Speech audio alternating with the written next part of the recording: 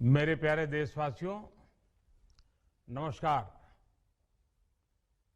आज देव दीपावली का पावन पर्व है। आज गुरु नानक देव जी का भी पवित्र प्रकाश पर्व है।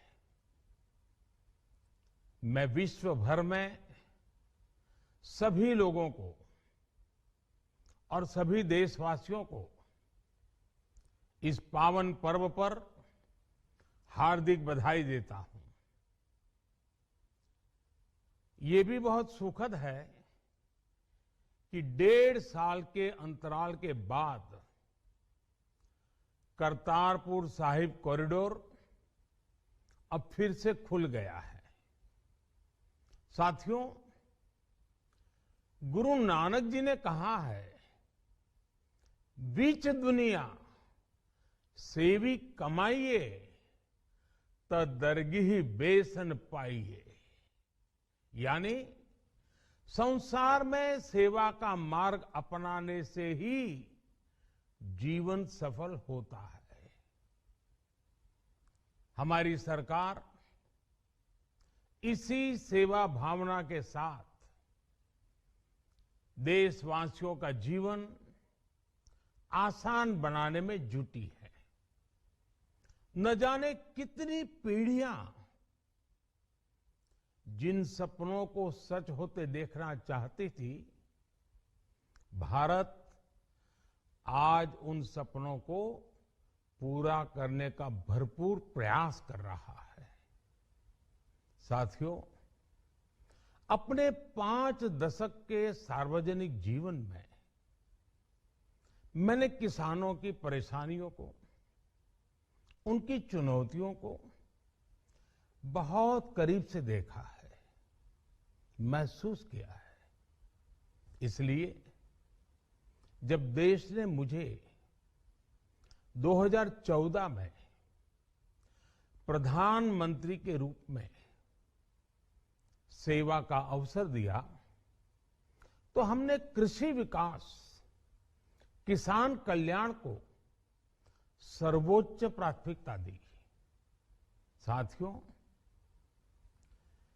इस सच्चाई से बहुत लोग अनजान हैं कि देश के 100 में से 80 किसान छोटे किसान हैं। उनके पास 2 हेक्टेयर से भी कम जमीन है। आप कल्पना कर सकते हैं, इन छोटे किसानों की संख्या 10 करोड़ से भी ज्यादा है। उनकी पूरी जिंदगी का आधार यही छोटी सी जमीन का टुकड़ा है। यही उनकी जिंदगी होती है। और इस छोटी सी जमीन के सहारे ही वो अपना और अपने परिवार का गुजारा करते हैं। पीढ़ी दर पीढ़ी परिवारों में होने वाला बंटवारा इस जमीन को और छोटा कर रहा है।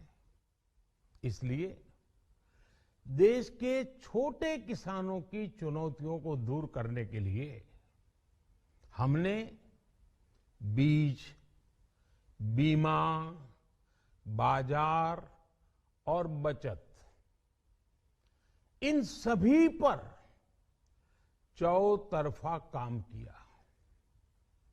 सरकार ने अच्छी क्वालिटी के बीज के साथ ही किसानों को neem coated urea, soil health card, micro irrigation जैसी सुविधाओं से भी जोड़ा। हमने 22 करोड़ सॉइल हेल्थ कार्ड किसानों को दिए और इस वैज्ञानिक अभियान के कारण एग्रीकल्चर प्रोडक्शन भी बढ़ा। साथियों, हमने फसल बीमा योजना को अधिक प्रभावी बनाया।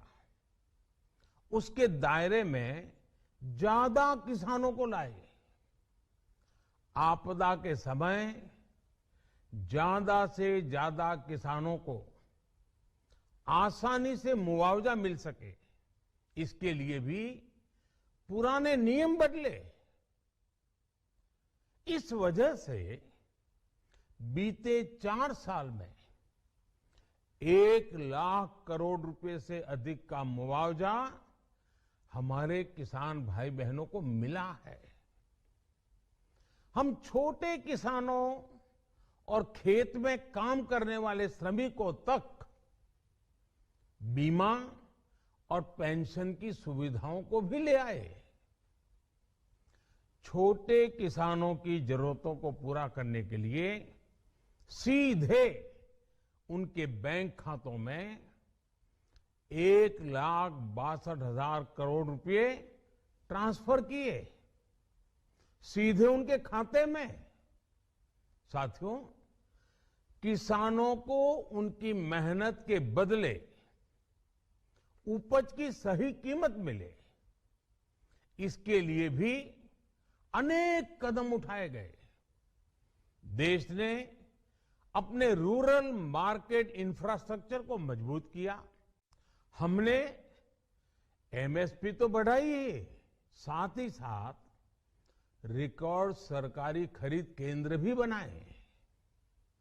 हमारी सरकार द्वारा की गई उपज की खरीद ने पिछले कई दशकों के रिकॉर्ड तोड़ दिए हैं। देश की 1000 से ज्यादा मंडियों को ई नाम योजना से जोड़कर हमने किसानों को कहीं पर भी अपनी उपज बेचने का एक प्लेटफॉर्म दिया। और इसके साथ ही देश भर की कृषि मंडियों के आधुनिकीकरण पर भी हमने करोड़ों रुपए खर्च किए। साथियों, आज केंद्र सरकार का कृषि बजट पहले के मुकाबले 5 गुना बढ़ गया है। हर वर्ष 1.25 लाख करोड़ रुपए से अधिक कृषि पर खर्च किए जा रहे हैं। 1 लाख करोड़ रुपए के एग्रीकल्चर इंफ्रास्ट्रक्चर फंड के माध्यम से गांव और खेत के नजदीक भंडारण, इसकी व्यवस्था, कृषि उपकरण जैसी अनेक सुविधाओं का विस्तार, ये सारी बातें तेजी से हो रही है। छोटे किसानों की ताकत बढ़ाने के लिए 10,000 एफपीओ किसान उत्पादक संगठन बनाने का अभियान भी जारी है। इस पर भी करीब 7,000 करोड़ रुपए खर्च किए जा रहे हैं। माइक्रो इरिगेशन फंड के आवंटन को भी 2 गुना करके 10,000 करोड़ रुपए कर दिया गया है। हमने क्रॉप लोन भी 2 गुना कर दिया, तो इस वर्ष 16 लाख करोड़ रुपए हो जाएगा।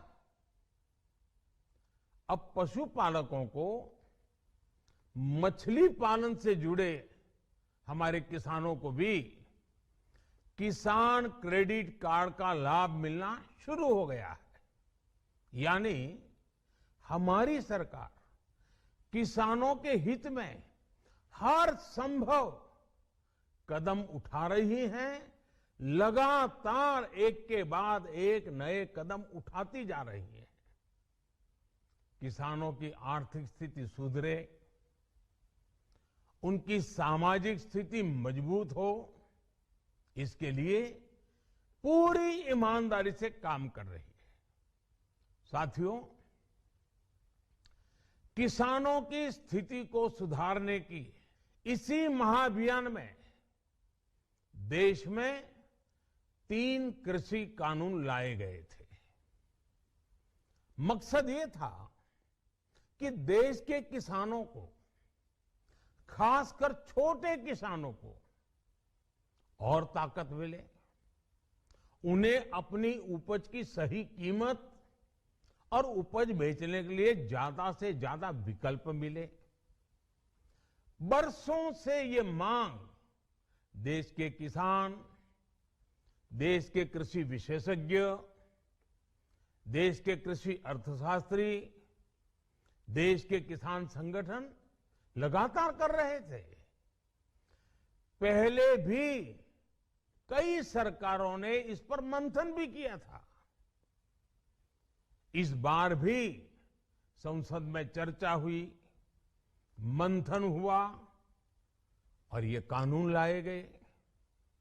देश के कोने कोने में कोटि कोटि किसानों ने, अनेक किसान संगठनों ने इसका स्वागत किया, समर्थन किया। मैं आज उन सभी का बहुत बहुत आभारी हूं, धन्यवाद करना चाहता हूं।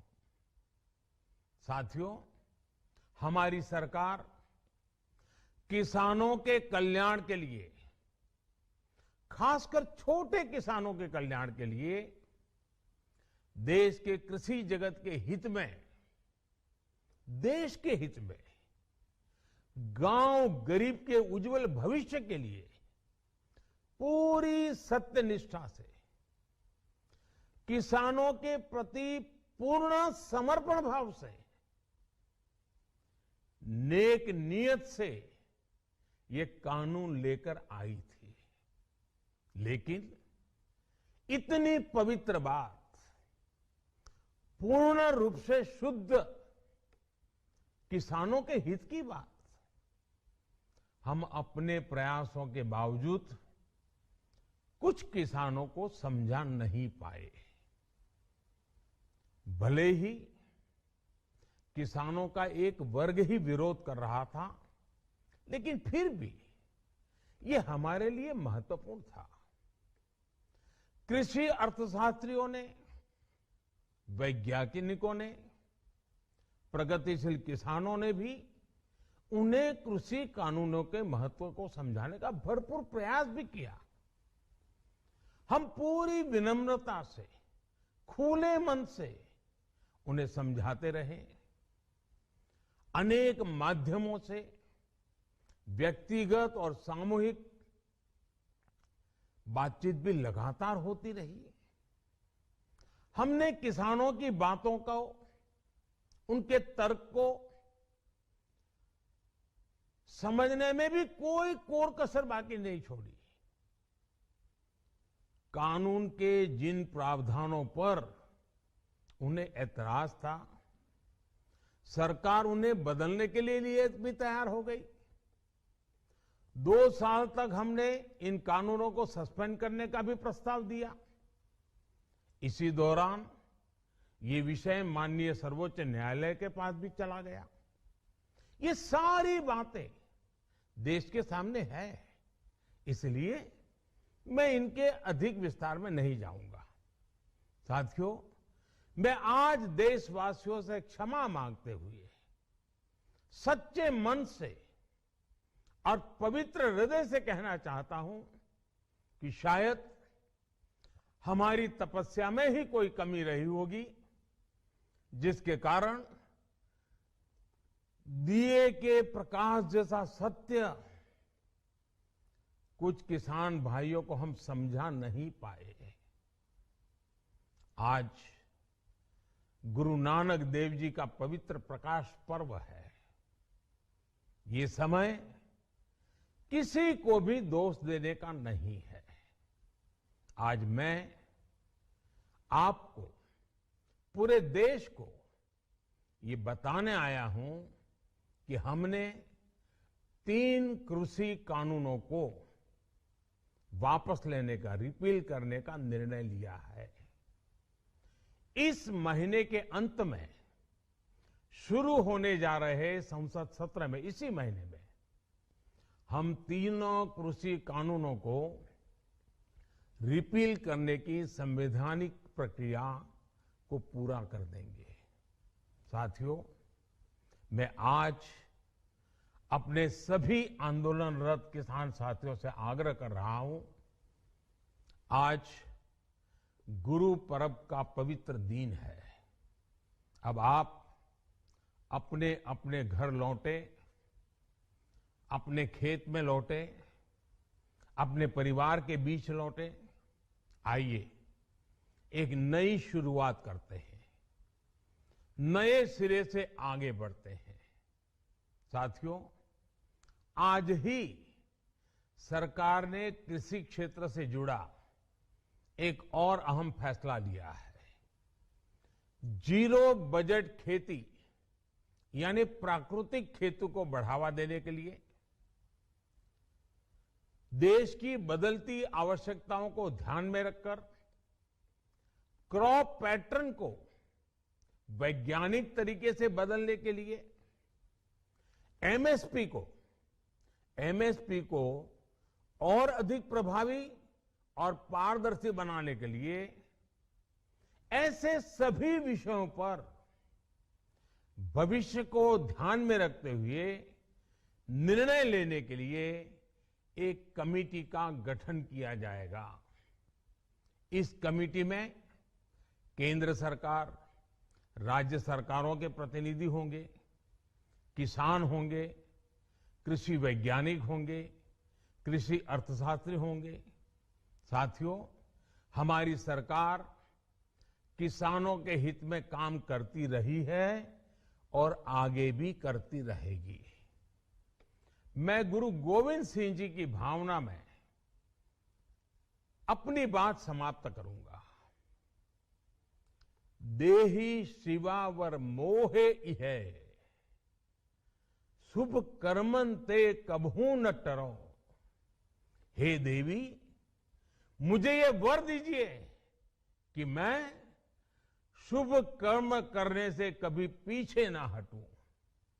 जो किया किसानों के लिए किया, जो कर रहा हूं देश के लिए कर रहा हूं।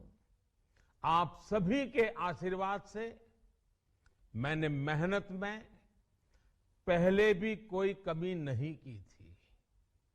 आज मैं आपको विश्वास दिलाता हूं कि अब और ज्यादा मेहनत करूंगा ताकि आपके सपने साकार हो सके, देश के सपने साकार हो सके। आपका बहुत बहुत धन्यवाद। नमस्कार।